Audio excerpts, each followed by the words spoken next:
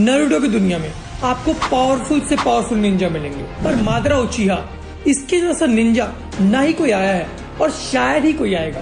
पर वो इसलिए भी इतना पावरफुल था क्योंकि वो इतना लंबा जी गया। पर अगर हम बात करें इताची की, तो उसने इतनी कम उम्र में सबकी भुस्सी भर दी थी और one of the strongest shinobi बन चुका था वो। और शायद इसी वजह से पूरा नारुतो का फैन बेस उसका दीवाना है। तो इसी बात पे मेरे मन में एक ख्याल आया कि अगर हम मादरा और इताची की भसड़ करवा दें तो कौन जीतेगा। बहुत सारी रिसर्च और वीडियोस देखने के बाद सबके डिसीजन बाइज्ड थे, जिसकी वजह से मुझे किसी का भी आंसर कन्विंसिंग नहीं लगा। फिर मैंने अपनी रिसर्च को चालू करा और मुझे कुछ ऐसा रिजल्ट मिले जिसको सुनकर आप लोग भी शॉक हो जाओगे। तो सबसे पहले हम लोग मादरा और इताची के बेसिक्स को जान लेते हैं। सबसे पहले आते हैं मादरा पे। मादरा वन ऑफ द स्ट्रॉन्गेस्ट नहीं, दी स्ट्रॉन्गेस्ट शिनोबी था पूरे नारुतो वर्स में। वैसे तो अपने मादरा को भी पीसी पसंद थी, पर जब वो अपना स्टोन टेबल को पढ़ता है जो कि अपनी सेज ऑफ सिक्स पाथ ने बनाई थी, तो उसको लगता है कि पीस पाने का सिर्फ एक ही तरीका है कि पूरी दुनिया को ही गेंजुत्सु में डाल दो। तो वो निकल पड़ता है इन्फिनिट सुकियोमी को ढूंढने के लिए और उसी दौरान वो हाशिरामा के साथ वॉर में आ जाता है जिसमें वो मर जाता है।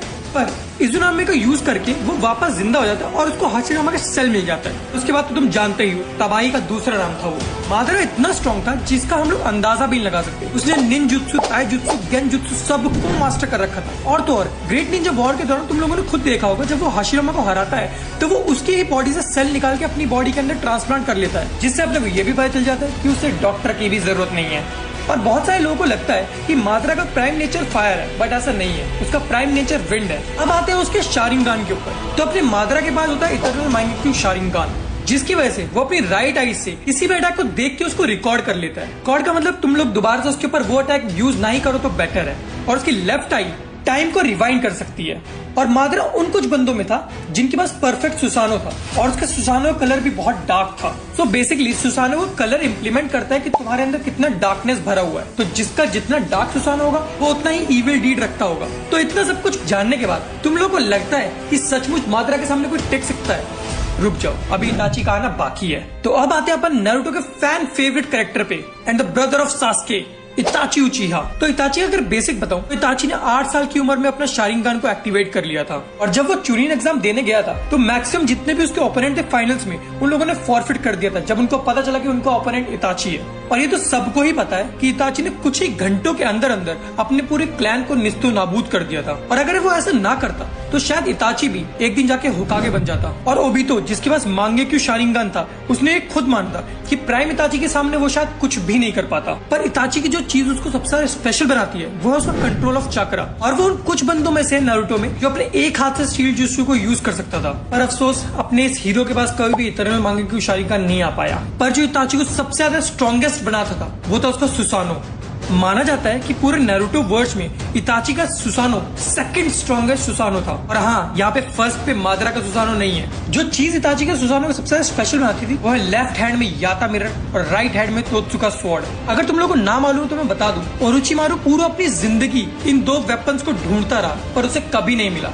आई डोंट नो इताची को ये कैसे मिल गए। ये दो वेपन इतने स्पेशल इसलिए हैं क्योंकि याता मिरर किसी भी टाइप के अटैक को निग्लेक्ट कर सकती थी, चाहे वो अटैक स्पिरिचुअल हो या फिजिकल। और तो और ये उस अटैक को रिफ्लेक्ट भी कर सकती थी। इवन इसके ऊपर तुम्हारे शारिंगान का भी कोई भी असर नहीं होगा। अगर तोत्सुका स्वॉर्ड की बात करें तो ये स्वॉर्ड जिसको भी टच करेगी वो उसको एक जार के अंदर बंद कर लेगी। और वो कोई ऐसा वैसा जार नहीं होगा, इस जार के अंदर जो भी फंसेगा वो पूरी अपनी लाइफ टाइम के लिए गेंजुत्सु में कैद हो जाएगा। और तो और ये स्वॉर्ड किसी भी चीज को कट कर सकती है। इताची भी बहुत ज्यादा स्ट्रॉन्ग है। पर अब बात आती है कि इन दोनों को अगर साथ में लड़ाया जाए एक ही टाइम पे तो कौन जीतेगा? क्या वो मादरा होगा या फिर वो इताची होगा? मैं आप लोगों को झूठी होप्स नहीं दूंगा।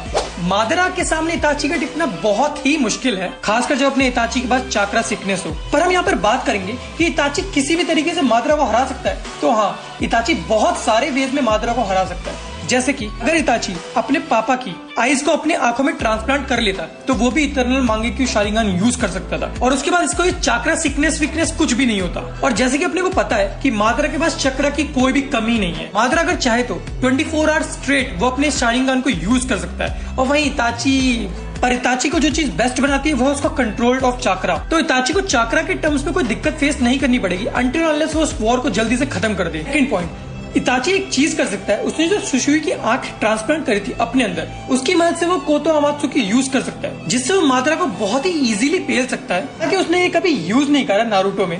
थर्ड और सबसे स्ट्रॉन्गेस्ट पॉइंट, इताची का सुसानो। उसका सुसानो कंप्लीट ना होने के बावजूद इतना पावरफुल है कि वो टो टू टो जा सकता है माद्रा के साथ। तो सोचो अगर वो कंप्लीट सुसानो होता तो फिर वो क्या ही कर देता। तो अगर ये फाइट सिर्फ सुसानो की होगी तो इताची बहुत ही इजीली माद्रा को हरा सकता है। इजीली तो नहीं, लेकिन माद्रा को हरा सकता है। और फोर्थ पॉइंट, बी रियलिस्टिक भाई। माद्रा को हराना बहुत ही मुश्किल है, खासकर अगर दोनों अपने प्राइम में लड़ रहे हो तो, क्योंकि माद्रा का शुरू से एंड तक प्राइम ही चला है। पर एक बात मैं बहुत दावे के साथ कह सकता हूँ कि अगर गलती से भी माद्रा और इताची की फाइट होती एट इट्स प्राइम तो वो सारे रिकॉर्ड्स को ब्रेक कर देती और ऐसा रिकॉर्ड सेट कर जाती जो शायद ही कभी ब्रेक हो पाता। इताची 11 साल की उम्र में लाइफ और डेथ के बीच में डिफरेंस सीख चुका था, पर उसका जो फैन बेस है वो अभी तक यही जानना चाहता है कि माद्रा और इताची में कौन ज्यादा पावरफुल है। ऑब्वियसली माद्रा। वो बंदा अकेले 5 कागे से लड़ा था। 80,000 सिनोबीज के सामने वो अकेला खड़ा हुआ था। उसने 2 मिटियोर गिरा दिए, 10 टेल 20 से पंगे ले लिए। और कौन सा प्रूफ चाहिए तुम लोगों को। वैसे आज की वीडियो में इतना ही। मिलते हैं आप लोगों से नेक्स्ट वीडियो में। इस वीडियो में मैंने तुम्हें उन दोनों की सारी पावर्स के बारे में एक्सप्लेन कर दिया,